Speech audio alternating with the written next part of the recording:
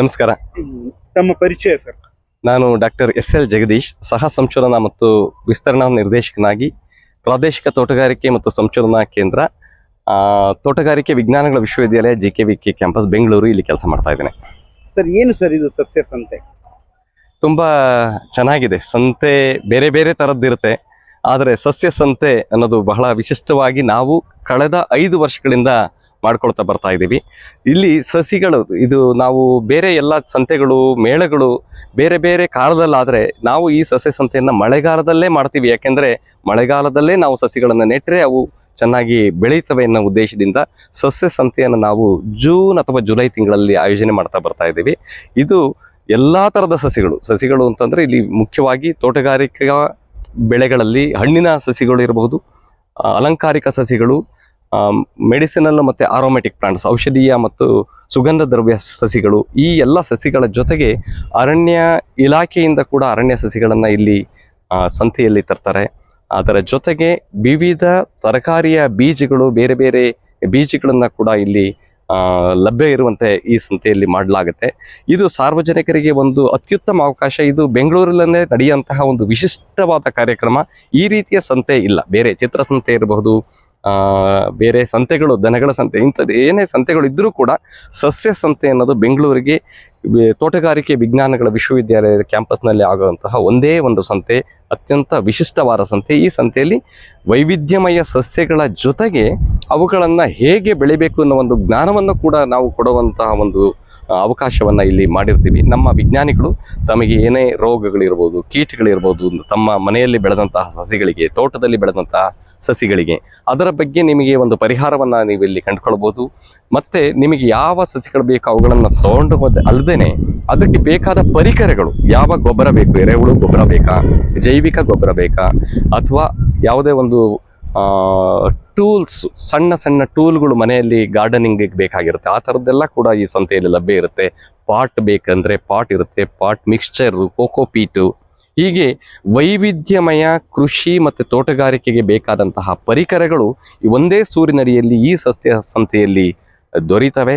ಅದಲ್ಲದೆ ಸಾಕಷ್ಟು ಸಂಸ್ಕರಿಸಿದ ಪದಾರ್ಥಗಳು, ಇದು ಸಿರಿಧಾನ್ಯಗಳಿರಬಹುದು ಮತ್ತು ತೋಟಗಾರಿಕೆ ಬೆಳೆಗಳ ಸಂಸ್ಕರಿಸಿದ ಪದಾರ್ಥಗಳು, ಹನಿ, ಜೇನುತುಪ್ಪ, ಹೀಗೆ ವೈವಿಧ್ಯಮಯವಾದ ಈ ಆಹಾರ ಪದಾರ್ಥಗಳು ಈ ಸಸ್ಯ ಸಂತೆಯಲ್ಲಿ ಇರ್ತವೆ. ಇದು ಅದರ ಜೊತೆಗೆ ನಾವು ಈ ವರ್ಷ ವಿಶೇಷವಾಗಿ ಏನು ಮಾಡಿದ್ದೀವಿ ಅಂತಂದರೆ, ಒಂದು ಕ್ರಾಪ್ ಮ್ಯೂಸಿಯಂ, ಬೆಳೆ ಸಂಗ್ರಹಾಲಯ. ಇಲ್ಲಿ ನಮ್ಮ ನಗರದ ನಾಗರಿಕರಿಗೆ ಮತ್ತು ಮುಖ್ಯವಾಗಿ ಮಕ್ಕಳಿಗೆ, ಚಿಕ್ಕ ಮಕ್ಕಳಿಂದ ಕಾಲೇಜು ಮಕ್ಕಳಿಗೂ ಕೂಡ ಯಾವ್ಯಾವ ತರಕಾರಿಗಳದ್ದು ಗಿಡ ಹೇಗಿರುತ್ತೆ ಅನ್ನೋದೇ ಗೊತ್ತಿರೋದಿಲ್ಲ. ಸೊ ಆ ಒಂದು ಗಿಡದ ಶೇಪ್, ಅದೇನು ಬಳ್ಳಿನೋ ಅದೇನು ಬುಷೋ, ಈಗ ಏನೂ ಐಡಿಯಾನೇ ಇರೋದಿಲ್ಲ. ಈಗ ನಾವಿಲ್ಲಿ ನಿಮ್ಗೆ ಇಲ್ಲೇ ಎದುರುಗಡೆಗೆ ನೋಡ್ತಾ ಇರ್ಬೋದು, ಎಲ್ಲ ಥರದ ತರಕಾರಿ ಸಸಿಗಳನ್ನು, ತರಕಾರಿ ಗಿಡಗಳನ್ನು ಬೆಳೆಸಿದ್ದೀವಿ. ಅದರ ಜೊತೆಗೆ ಹೂವಿನ ಗಿಡಗಳನ್ನು ಸಾಕಷ್ಟು ಬೆಳೆಸಿ ಅದರದ್ದೆಲ್ಲ ಲೇಬಲಿಂಗ್ ಮಾಡ್ತೀವಿ. ನಮ್ಮ ಸಸ್ಯ ಸಂತೆ ಏನು ದಿನಗಳಿದೆ ಅವತ್ತು ಲೇಬಲಿಂಗ್ ಎಲ್ಲ ಮಾಡಿ ಜನಗಳಿಗೆ ಮತ್ತು ಮಕ್ಕಳಿಗೆ ಆ ಗಿಡಗಳ ಬಗ್ಗೆ ಒಂದು ಜ್ಞಾನ ಬರಲಿ. ಟೊಮೆಟೊ ಅಂತಂದರೆ ಗಿಡ ಹೇಗಿರುತ್ತೆ, ಟೊಮೆಟೊ ಹಣ್ಣನ್ನು ಅಷ್ಟೇ ಮನೇಲಿ ನೋಡಿರ್ತಾರೆ ಮಕ್ಕಳು, ಟೊಮೆಟೊ ಯಾವ ಗಿಡದಿಂದ ಬರುತ್ತೆ, ಕೆಲವು ಬೇರಿನಿಂದ ಬರ್ತವೆ, ಕೆಲವು ಮೇಲೆ ಗಿಡದಿಂದ ಬರ್ತವೆ, ಅದು ಜ್ಞಾನ ತುಂಬ ಕಡಿಮೆ ಇರುತ್ತೆ.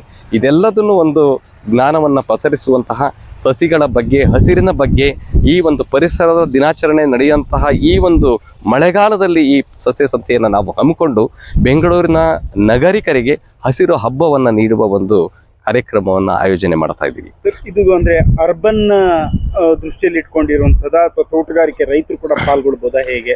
ಇದು ಎಲ್ಲರಿಗೂ ಕೂಡ, ಇಲ್ಲಿ ಬೆಂಗಳೂರು ಸುತ್ತಮುತ್ತ ಕೃಷಿ ತುಂಬ ಕಡಿಮೆ ಆಗಿದೆ. ಆದರೂ ಗ್ರಾಮೀಣ ಜಿಲ್ಲೆಯಲ್ಲಿ, ಬೆಂಗಳೂರು ಗ್ರಾಮಾಂತರ ಜಿಲ್ಲೆಯಲ್ಲಿ ಸ್ವಲ್ಪ ಮಟ್ಟಿಗೆ ಇದೆ. ಮತ್ತು ಸುತ್ತಮುತ್ತ ಯಾವುದೇ ಜಿಲ್ಲೆಯವರು ಕೂಡ ಜನಗಳು ಇಲ್ಲಿಗೆ ಬರಬಹುದು. ರೈತರು ಮತ್ತು ನಾಗರಿಕರು, ನಗರದ ವಾಸಿಗಳು, ಅರ್ಬನೈಟ್ಸ್ ಎಲ್ರಿಗೂ ಕೂಡ ಇಲ್ಲಿ ಅವಕಾಶ ಇದೆ. ಇಲ್ಲಿ ಅರ್ಬನೈಟ್ಸ್ಗೆ ಹೆಚ್ಚಾನೆಚ್ಚು ಅವರಿಗೆ ಅಲಂಕಾರಿಕ ಸಸ್ಯಗಳ ಬಗ್ಗೆ ಒಲವು ಜಾಸ್ತಿ ಇರುತ್ತೆ. ಮತ್ತು ಎಲ್ಲೋ 1, 2, 3, 4 ಹಣ್ಣಿನ ಗಿಡಗಳು ಬೇಕು ಅಂತಂತಾರೆ. ರೈತರು ಬಂದರೆ ಒಂದು 50, 100, 200 ಹಣ್ಣಿನ ಗಿಡಗಳು ಬೇಕು ಅಂತ ಹೇಳಿ ಬರ್ತಾರೆ. ಹೀಗೆ ಯಾರು ಏನೆಲ್ಲ ಬೇಕು ಅಂತ ಹೇಳಿ ಬರ್ತಾರೆ. ಎಲ್ರಿಗೂ ಏನಾದ್ರು ಯಾವ್ದು ಹೇಳಿ, ಟೆಕ್ನಾಲಜಿಗೆ ಅಪ್ಡೇಟ್ ಆಗಿರುವಂತದ್ದು ಆ ಥರದ್ದು ಏನಾದ್ರು ಇದೆಯಾ?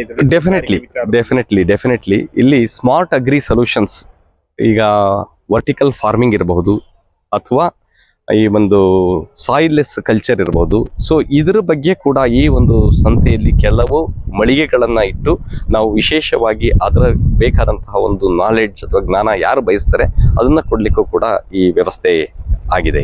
ಯಾವತ್ತು ಎಷ್ಟು ದಿವಸ ಇರುತ್ತೆ ಇದು 3 ದಿನದ ಸಂತೆ. ಜುಲೈ ತಿಂಗಳ 10, 11 ಮತ್ತು 12ನೇ ತಾರೀಕಿನಂದು ಬೆಳಗ್ಗೆ 9 ಗಂಟೆಯಿಂದ ಸಂಜೆ 7 ಗಂಟೆಯವರೆಗೆ ನಡೆಯುತ್ತೆ. ಸೊ ಅದು ಆದಷ್ಟು ನಾವು ವೀಕೆಂಡನ್ನು ನಾವು ಅದರಲ್ಲೂ ಸೆಕೆಂಡ್ ಸಾಟರ್ಡೆ ಹಾಲಿಡೇ ಇರೋದ್ರಿಂದ ಆ ವೀಕೆಂಡನ್ನು ಪ್ರತಿ ವರ್ಷ ನಾವು ಜೋಡಿಸಿ ಈ ಸಸ್ಯ ಸಂತೆಯ 3 ದಿನಗಳನ್ನು ಮಾಡ್ತೀವಿ. ಸೊ 3 ದಿನಗಳಲ್ಲಿ ವೈವಿಧ್ಯಮಯವಾದ ಒಂದು ಪ್ರತಿಕ್ರಿಯೆಯನ್ನು ನಾವು 4 ವರ್ಷದಲ್ಲಿ ನೋಡಿದ್ದೀವಿ. ಈ ವರ್ಷ ಇನ್ನೂ ಹೆಚ್ಚಿನ ಪ್ರತಿಕ್ರಿಯೆಯನ್ನು ನಾವು ಸಾರ್ವಜನಿಕರಿಂದ ಈಗಾಗಲೇ ಕೇಳ್ತಾ ಇದ್ದೀವಿ, ಹೇಗಿರುತ್ತೆ ಈ ವರ್ಷದ ವಿಶೇಷತೆ ಏನು ಅಂತೇಳಿ. ನೀವೆಲ್ಲ ಬನ್ನಿ, ಬಂದು ನೋಡಿ, ಇಲ್ಲಿ ಆನಂದಿಸಿ ಅನುಭವಿಸಿ, ನಿಮಗೆ ಬೇಕಾದ ಪರಿಕರಗಳನ್ನು ಸಸಿಗಳನ್ನು ಕೊಂಡುಕೊಳ್ಳಿ. ಈ ಒಂದು ಹಬ್ಬದಲ್ಲಿ ನೀವೆಲ್ಲರೂ ಭಾಗಿಯಾಗಿ ಅಂತೇಳಿ ನಾನು ನಿಮ್ಮೆಲ್ಲರಿಗೆ ಕೇಳ್ಕೊಳ್ತೇನೆ. ಥ್ಯಾಂಕ್ ಯು ಸರ್, ಧನ್ಯವಾದಗಳು. ನಮಸ್ತೆ. ಎಲ್ಲ ಸಾರ್ವಜನಿಕರಿಗೆ ನಾನು ವಿನಂತಿಗೆ ಮಾಡ್ಕೊಳ್ತೀನಿ. ಯಾಕಂದರೆ ಈ ಸಸ್ಯ ಸಂತೆ ಒಂದು ವಿಶೇಷವಾಗಿದೆ. ಇಲ್ಲಿ ಪ್ರಾತ್ಯಕ್ಷತೆ ಇರುತ್ತೆ, ನಮಗೆ ಮಾರಾಟಕ್ಕೆ ಇರುತ್ತೆ. ಅದೇ ರೀತಿಯಾಗಿ ನೋಡುವುದಕ್ಕೆ ನಮ್ಮ ಆರ್ಚರ್ಡ್ಗಳು ಇದ್ದಾವೆ. ಸಸ್ಯಗಳನ್ನ ನೀವು ಅಲಂಕಾರಿಕ ಸಸ್ಯಗಳನ್ನು ನೀವು ಖರೀದಿ ಮಾಡ್ಬೋದು. ನಮ್ಮ 10-15 ಹಲವಾರು ವಿವಿಧ ರೀತಿಯಾದಂಥ ತರಕಾರಿ ಬೆಳೆಗಳನ್ನು ಮತ್ತು ವಿಶೇಷವಾಗಿ ಹಣ್ಣು ಬೆಳೆಗಳನ್ನು, ವಿಶೇಷವಾಗಿ ಈ ಹೂವಿನ ಬೆಳೆಗಳನ್ನು ಕೂಡ ನೀವು ಇಲ್ಲಿ ಗಮನಿಸ್ಬೋದು. ನಾವು ಪ್ರಾತ್ಯಕ್ಷತೆನೂ ಮಾಡ್ತೀವಿ, ಅದೇ ರೀತಿಯಾಗಿ ಮಾರಾಟಕ್ಕೂ ಇರುತ್ತೆ. ಅದರಿಂದ ನೀವು ವಿಶೇಷವಾಗಿ ನೀವು ಪಡ್ಕೋಬೋದು. ಯಾಕೆ ಹೇಳ್ತೀನಿ ಅಂತ ಹೇಳಿದ್ರೆ, ಈ ಹೂವುಗಳ ಬೆಳೆಗಳು ಏನಪ್ಪ ಅಂತ ಹೇಳಿದ್ರೆ ನಮಗೆ ಅಲಂಕಾರಿಕ ಬೆಳೆಗಳಾಗಿರ್ಬೋದು. ಈಗ ನೀವು ಬಾಲ್ಸಮ್ ಆಗಿರ್ಬೋದು, ಚೆಂಡು ಹೂ ಆಗಿರ್ಬೋದು, ಅದೇ ರೀತಿಯಾಗಿ ಕ್ರೊಸಾಂಡ್ರ್ ಆಗಿರ್ಬೋದು, ಜಾಸ್ಮಿನ್ ಆಗಿರ್ಬೋದು, ಇವೆಲ್ಲ ಬೆಳೆಗಳು ಏನಾಗುತ್ತೆ ಅಂತ ಹೇಳಿದ್ರೆ ನಮಗೆ ಆಕರ್ಷಕವಾಗಿ ಬೆಳೆಗಳನ್ನ ಬೆಳಿಬೋದು. ಈ ಚೆಂಡು ಹೂವನ್ನ ನಾವು ನೀವು ವಿಶೇಷವಾಗಿ ನೋಡ್ಬೋದು, ವಾಣಿಜ್ಯ ಬೆಳೆಯಾಗಿ ನಾವು ಈ ಕರ್ನಾಟಕದಲ್ಲಿ ನಾವು ಅತಿ ಹೆಚ್ಚುವಾಗಿ ನಾವು ಆಹಾರ ಮಾಡೋಕ್ಕೆ ನಾವು ಉಪಯೋಗ ಮಾಡ್ತೀವಿ. ಆದರೆ ಅದಕ್ಕಿಂತ ಹೆಚ್ಚಿನದಾಗಿ ಇತ್ತೀಚಿನ ದಿನಗಳಲ್ಲಿ ಏನು ಮಾಡ್ತಾರಪ್ಪ ಅಂದರೆ ಕುಂಡದಲ್ಲಿ ಬೆಳೆದ್ಬಿಟ್ಟು ಮನೆ ಮುಂದ್ಗಡೆ ನಾವು ವಿಶೇಷವಾಗಿ ಅಲಂಕರಿಸೋದಕ್ಕೆ ಉಪಯೋಗ ಮಾಡ್ತಾರೆ. ಇದರಲ್ಲಿ ವಿವಿಧ ರೀತಿಯ ಜಾತಿಗಳಿದ್ದಾವೆ. ಅವೆಲ್ಲವನ್ನೂ ಕೂಡ ನಾವು ಇಲ್ಲಿ ಏನು ಮಾಡಿದ್ದೀವಿ ಅಂದರೆ ನಾವು ಪ್ರಾತ್ಯಕ್ಷತೆಯನ್ನು ಮಾಡಿದ್ದೀವಿ. ಅದರಲ್ಲಿ ಹಳದಿ ಮತ್ತು ಕೆಂಪು ಬಣ್ಣಗಳಲ್ಲಿ ಇರ್ತಕ್ಕಂಥ ಒಂದು ವಿಶೇಷವಾದ ತಳಿಗಳಿದ್ದಾವೆ. ಅದೇ ರೀತಿ ಬೇರೆ ಬೇರೆ ರೀತಿಯಾದಂಥ ಒಂದು ಅಲಂಕಾರಿಕ ಬೆಳೆಗಳನ್ನು ನೀವು ಕುಂಡಲದಾಗ ಇಟ್ಕೊಂಡು ಮನೆ ಮುಂದೆ ಮತ್ತು ಮನೆ ಟೆರೇಸ್ ಮೇಲೆ ಕೂಡ ನೀವು ಇಟ್ಕೋಬೋದು. ಅಂಥ ರೀತಿಯಾದಂಥ ಒಂದು ತಳಿಗಳು ಇಲ್ಲಿ ನಮ್ಮಲ್ಲಿ ನೀವು ನೋಡೋಕ್ಕೆ ಸಿಗುತ್ತೆ. ಬರೀ ಹೂಗಳಷ್ಟೇ ಅಲ್ಲ, ಅದರ ಜೊತೆಗೆ ಸಸ್ಯಗಳನ್ನು ನೀವು ಯಾವ ರೀತಿ ನೀವು ಪೋಷಣೆ ಮಾಡ್ಬೇಕಂತಕ್ಕಂಥ ಕೂಡ ನಾವು ಇಲ್ಲಿ ಪ್ರಾತ್ಯಕ್ಷತೆಯ ಮುಖಾಂತರ ನಾವು ಗಮನ ಸೆಳೆಸ್ತೀವಿ. ಅದಾದ್ದರಿಂದ ಈ ಸಸ್ಯ ಸಂತೆ ನಿಮಗೆ ಬಹಳ ವಿಶೇಷವಾಗಿರ್ತಕ್ಕಂಥದ್ದು. ದಯಮಾಡಿ ಎಲ್ಲರೂ ಬಂದು ಇದರ ಉಪಯುಕ್ತವನ್ನು ಪಡ್ಕೋಬೇಕು ಅಂತ ನಾನು ನಿಮಗೆ ಕೇಳ್ಕೊಳ್ತೀನಿ. ಅಲಂಕಾರಿಕ ಬೆಳೆಗಳಲ್ಲಿ ಜಾಸ್ತಿ ಯಾಕೆ ಅಂತ ಹೇಳಿದ್ರೆ, ಒಂದು ಪ್ರತಿ ದಿನನೂ ಕೂಡ ಒಂದು ಹೊಸ ರೀತಿಯಾದಂಥ ಅಲಂಕಾರಿಕ ಬೆಳೆಗಳನ್ನು ನಾವು ಇಲ್ಲಿ ಪಡ್ಕೋಬಹುದು. ಇಲ್ಲಿ ಹೂವಿನ ಜಾತಿ ಆಗಿರ್ಬೋದು, ಬರೀ ವೆರಿಗೇಟೆಡ್ ಪ್ಲಾಂಟ್ಸ್ ಆಗಿರ್ಬೋದು, ಅವೆಲ್ಲ ಏನಾಗ್ತಪ್ಪ ಅಂತಂದ್ರೆ ಕಣ್ಣಿಗೆ ನೋಡಿದ ತಕ್ಷಣ ನಾವು ತಗೋಬೇಕು, ಖರೀದಿ ಮಾಡಬೇಕು ಅಂತ ಅನಿಸುತ್ತೆ. ಆ ವಿಶೇಷದ ಸಸ್ಯಗಳಿಗೆ ನಾವು ಇಟ್ಕೊಂಡ್ರೆ ಏನಾಗುತ್ತಪ್ಪ ಅಂದರೆ ಪರಿಸರ ಮಾಲಿನ್ಯ ಕೂಡ ನಾವು ಕಡಿಮೆ ಮಾಡ್ಬೋದು. ಮನೆ ಮುಂದೆ ಅಥವಾ ಮನೆ ಹೊರಗಡೆ ಇದು ವರಾಂಡದಲ್ಲಿ ಇಟ್ಕೋಬೋದು, ಅಥವಾ ಪಾಟಲ್ಲಿ ಇಟ್ಕೋಬೋದು, ಹ್ಯಾಂಗಿಂಗ್ ಬಾಸ್ಕೆಟ್ಸಲ್ಲಿ ಹಾಕೋಬೋದು. ಅವನ್ನೆಲ್ಲ ಮಾಡ್ಕೊಂಡಾಗ ಏನಾಗುತ್ತಪ್ಪ ಅಂತ ಹೇಳಿದ್ರೆ ನೀವು ಬರ್ತಕ್ಕಂಥ ಡಸ್ಟ್ನೆಲ್ಲ ಅಬ್ಸರ್ವ್ ಮಾಡಿಕೊಂಡು ಆ ಗಿಡದಲ್ಲಿ ನಮಗೆ ಪ್ರಾಮುಖ್ಯತೆ ಸಿಗುತ್ತೆ. ಅದರಿಂದ ಒಳ್ಳೆಯ ನಮಗೆ ಆಕ್ಸಿಜನ್ ಸಿಗುತ್ತೆ. ಈ ಬೆಂಗಳೂರಲ್ಲಿ ನಮಗೆ ಯಾವಾಗಲೂ ನಾವು ಪೊಲ್ಯೂಷನ್ ಜಾಸ್ತಿ ಅಂತ ಹೇಳ್ತೀವಿ. ಈ ಗಿಡಗಳನ್ನ ನೀವು ನಿಮ್ಮ ಮನೆ ಮುಂದೆ ಅಥವಾ ಮೇಲ್ಗಡೆ ಇಟ್ಕೊಂಡ್ರೆ ನಿಮ್ಗೆ ಏನಾಗುತ್ತಪ್ಪ ಅಂದರೆ ಆ ಮಾಲಿನ್ಯನ ತಡೆಗಟ್ಟಿ ಮಕ್ಕಳಿಗೂ ಕೂಡ ನಿಮಗೆ ಒಂದು ಆಕರ್ಷಕವಾಗಿರುತ್ತೆ, ಅವ್ರಿಗೂ ಕೂಡ ಒಂದು ಆಕ್ಸಿಜನ್ ಲೆವೆಲ್ ಚೆನ್ನಾಗಿರುತ್ತೆ. ನಮ್ಮ ಇದನ್ನ ಪರಿಸರನು ಕೂಡ ಉಪಯುಕ್ತ ಮಾಡಬಹುದು. ಬೇರೆ ಬೇರೆ ದೇಶದ ಅಲಂಕಾರಿಕ ಹೂಗಳು ಕೂಡ ಕಾಣಬಹುದು. ಹೌದು, ನಮ್ಮ ದೇಶದಲ್ಲಿ ಸಾಕಷ್ಟು ಅಲಂಕಾರಿಕ ಹೂಗಳು ಇದಾವೆ. ಅದಾಗ್ಲೂ ಕೂಡ ಬೇರೆ ದೇಶದಿಂದ ಬರ್ತಕ್ಕಂಥ ಹೂಗಳು ಕೂಡ ನಮಗೆ ಈಗ ಚೆನ್ನಾಗಿ ಕಾಣ್ತಿರೋದ್ರಿಂದ ಅವನ್ನ ನಾವೆಲ್ಲ ಇಲ್ಲಿ ಪ್ರಾತ್ಯಕ್ಷತೆ ಮಾಡಿದೀವಿ. ಸೊ ಅವನ್ನ ನೀವು ನೋಡ್ಬೋದು, ಕಣ್ತುಂಬ ನೋಡಿ ನಿಮಗೆ ಸವಿಬೋದು.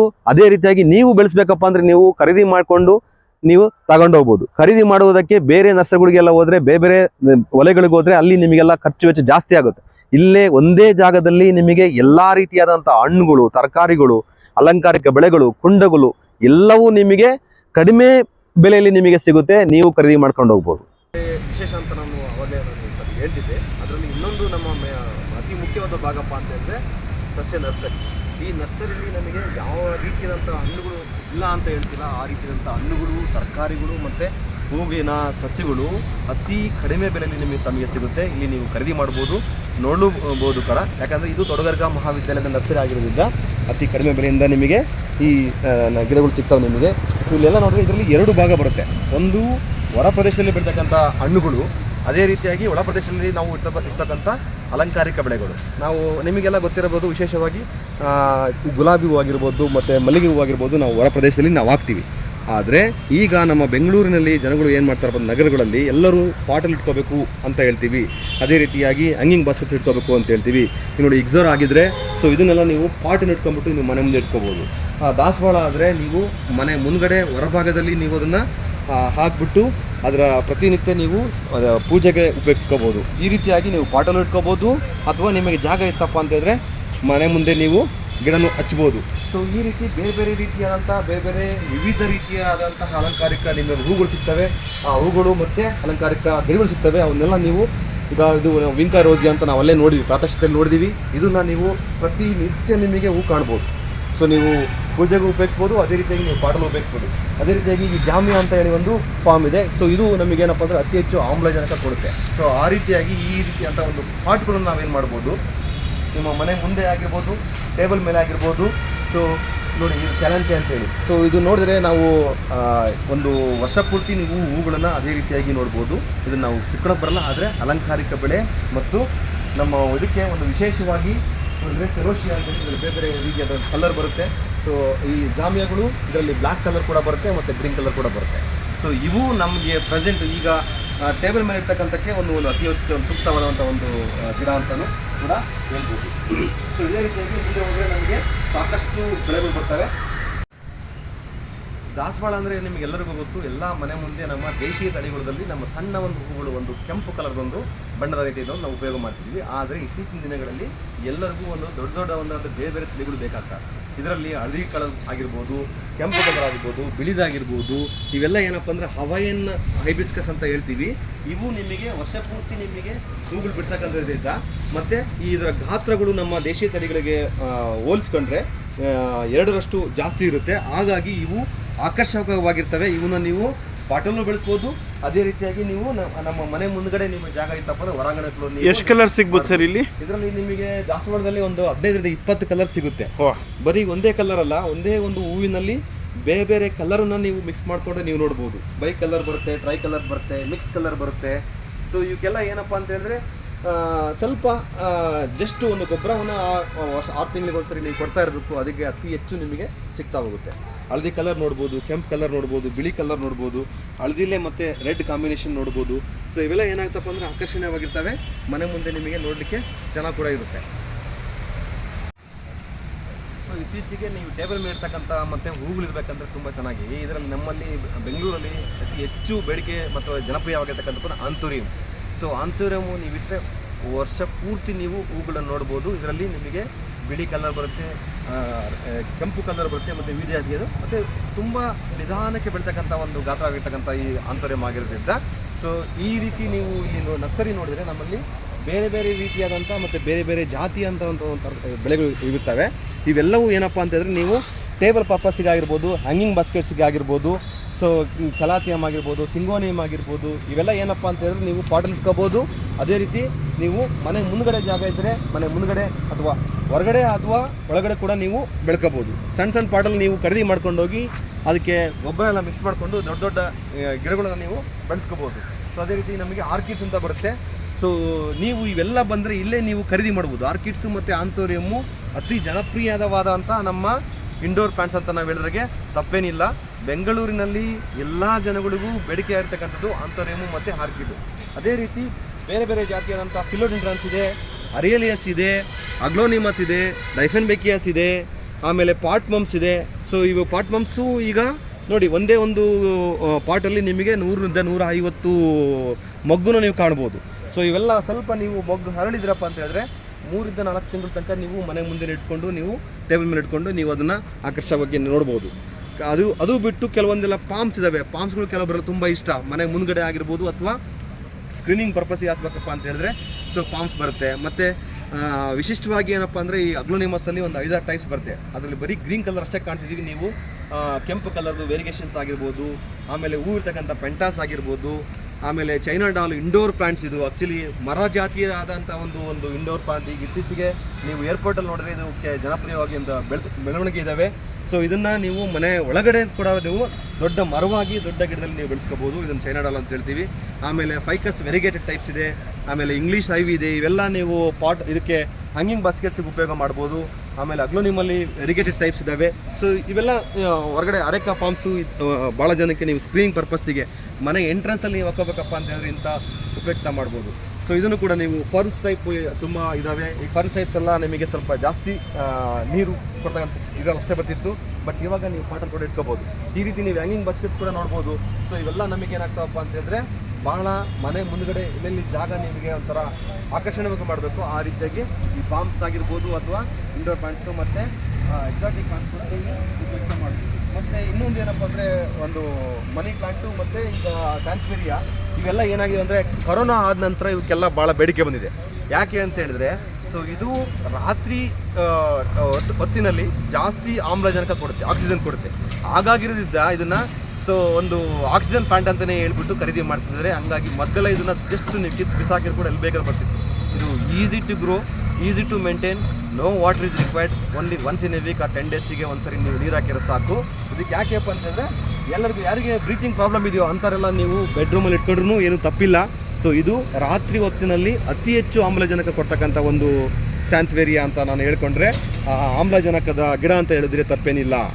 ಅಂದರೆ ರಾತ್ರಿ ಹೊತ್ತು ಜಾಸ್ತಿ it is giving highest percentage of oxygen during night time. Corona ಟೈಮಲ್ಲಿ they got study of this. Okay. So ಇದನ್ನು ಸ್ಟಡಿ ಮಾಡಿದಾಗ ಏನಾಯ್ತಪ್ಪ ಅಂತ ಹೇಳಿದ್ರೆ ಸೊ ಇದು normally they plants produces oxygen during day time also, night time also. But this plant it gives more oxygen during night time. So ಅದಕ್ಕೆ ಏನಪ್ಪ ಅಂದರೆ normally breathing problem ಬರೋದೇ ರಾತ್ರಿ ಹೊತ್ತು ಗೊತ್ತಾಗೋದಿಲ್ಲ. ಹಾಗಾಗಿ ಅಟ್ಲೀಸ್ಟ್ ಒಂದು 4 ಮೆಂಬರ್ಸ್ ಇರ್ತಕ್ಕಂಥ ಒಂದು ರೂಮಲ್ಲಿ ಒಂದು ಪ್ಲಾಂಟ್ ಇಟ್ಟರೆ ಸೊ ನೀವು ಆಕ್ಸಿಜನ್ ಲೆವೆಲ್ನ ಇನ್ಕ್ರೀಸ್ ಮಾಡ್ಬೋದು ಅನ್ನೋದಕ್ಕೆ ಒಂದು ಸ್ಟಡಿ ಅಪ್ರೂವ್ ಆಯಿತು. ಓಕೆ. ಸ್ಟಡಿ ಆಗೇ ಹೇಳ್ತಾ ಇರೋದು ಇದು ಸ್ಟಡಿ ರಿಸರ್ಚ್ ಓರಿಯೆಂಟೇಷನ್ ಮೇಲೆ ನಮ್ಮ ನಾಸಾದಲ್ಲಿ ದೇ ರೆಕಮೆಂಡೆಡ್. ಸೊ ಈ ಒಂದು ಇದರಲ್ಲಿ ಆಕ್ಸಿಜನ್ ಲೆವೆಲ್ ಪ್ಲಾಂಟ್ ನೀವು ಇಟ್ಕೊಂಡ್ರೆ ನಿಮಗೆ ಒಳ್ಳೇದಾಗುತ್ತಂತಾನೆ ತುಂಬ ಕೂಡ ಹೇಳಿದ್ದಾರೆ. ಸೊ ಸಾಕಷ್ಟು ಇದರಿಂದ ನೀವು ಇಲ್ಲಿ ಬಂದರೆ ಮಾತ್ರ ಹಣ್ಣುಗಳದ್ದು ಗಿಡಗಳು ನೋಡಿಬಿಟ್ರೆ ನಿಮಗೆ ಎಲ್ಲರಿಗೂ ನಮಗೆ ಹಣ್ಣು ಸವಿಬೇಕು ಅಂತ ಹೇಳ್ತೀವಿ. ನಮ್ಮಲ್ಲಿ ಪ್ರಾತ್ಯಕ್ಷತೆ ನೋಡ್ಕೊಂಬಂದ್ರಿ ಹಣ್ಣಿನ ಗಿಡಗಳು ಆಲ್ರೆಡಿ ಇವಾಗ ಹಣ್ಣಿನ ಸೀಸನ್ ಇದ್ರೆ ಮ್ಯಾಂಗೋ ಸೀಸನ್ ಮುಗಿತಾ ಇದೆ, ನೇರಳೆ ಸೀಸನ್ ಸ್ಟಾರ್ಟ್ ಆಗಿದೆ, ನೇರಳೆ ಹಣ್ಣು ಸಿಗ್ತಾ ಇದಾವೆ ಅಲ್ಲಿ. ಅದೇ ರೀತಿಯಿಂದ ನಮ್ಮಲ್ಲಿ ಗಿಡಗಳಿದ್ದಾವೆ. ಆ ಗಿಡಗಳನ್ನ ತಗೊಂಡು ನೀವು ಖರೀದಿ ಮಾಡಿ ಕಡಿಮೆ ಇದರಲ್ಲಿ ಖರ್ಚಿನಲ್ಲಿ ನೀವು ಗಿಡಗಳನ್ನ ತಗೊಂಡು ಇದು ಏನು ಹೇಳ್ಬೇಕಪ್ಪ ಅಂತ ಹೇಳಿದ್ರೆ ಈ ಒಂದು ನರ್ಸರಿ ಏನಿದೆ ಇದು ಒಂದು ತೋಟಗಾರಿಕೆ ವಿವಿಧ ಬೆಳೆಗಳ ಒಂದು ಮನೇನ ಅಂತಲೇ ಅಂತ ಹೇಳ್ಬೋದು. ಸೊ ಇಲ್ಲಿ ನೀವು ಎಲ್ಲ ಇವನು ಖರೀದಿ ಮಾಡಿಕೊಂಡು ನೀವು ತಗೊಂಡು ಹೋದ್ರಪ್ಪ ಅಂದರೆ ನೀವು ಮನೆಗೆ ಬೇಕಾದಂಥ ಎಲ್ಲ ರೀತಿಯಾದಂಥ ಒಂದು ಜಾತಿಯಾದ ಹಲಸಿನ ಹಣ್ಣುಗಳಿರ್ಬೋದು, ಮಾವಿನ ಹಣ್ಣು ಇರ್ಬೋದು, ಇದು ನೋಡಿ ಮತ್ತು ಹುಣಸೆ ಹಣ್ಣು ಇರ್ಬೋದು. ಸೊ ಈ ರೀತಿಯಾದ ಎಲ್ಲ ಹಣ್ಣುಗಳು, ತರಕಾರಿಗಳು, ಹೂವಿನ ಬೆಳೆಗಳು ಮತ್ತು ಔಷಧಿ ಸುಗಂಧಿತ ದ್ರವ್ಯಗಳ ಗಿಡಗಳು ನಿಮಗೆ ಸಿಗ್ತವೆ. ಅವನ್ನ ಖರೀದಿ ಮಾಡಿ ಬಂದು ವೀಕ್ಷಿಸಿ ನೀವು ತಗೊಳ್ಳಿ, ನಮಗೂ ಕೂಡ ಒಂದು ಖುಷಿ ಕೊಡಲಿ ಅಂತೇಳಿ ನಾನು ನಿಮ್ಮಲ್ಲಿ ವಿನಂತಿಸಿಕೊಳ್ತೇನೆ. ಧನ್ಯವಾದಗಳು ಸರ್.